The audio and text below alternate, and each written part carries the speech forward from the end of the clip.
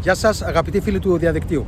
Το να ενημερώνεσαι μόνο από τα κανάλια της τηλεόρασης είναι σαν να φοράς παροπίδες. Στην πρώτη εκπομπή αυτού εδώ του καναλιού, με τίτλο Πολιτική Κατακραυγή, θα ήθελα να σας παρουσιάσω το εισαγωγικό βίντεο intro που θα ξεκινάει κάθε εκπομπή μου από εδώ και πέρα.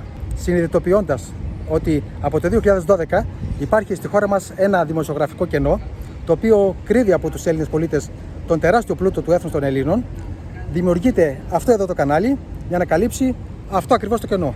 Σε μια χώρα όπου η προπαγάνδα βαφτίζεται ενημέρωση, ώρα να ακουστούν αυτά που κάποιοι δεν θέλουν να ακούγονται. Μην ενημερώνεσαι μόνο από την τηλεόραση, μην φοράς παροπίδες. Κυρίες και κύριοι, εδώ από την Καβάλα, εγγραφείτε στο κανάλι και ξεκινά η πολιτική κατακραυγή. Ορίστε το επίσημο intro της εκπομπής.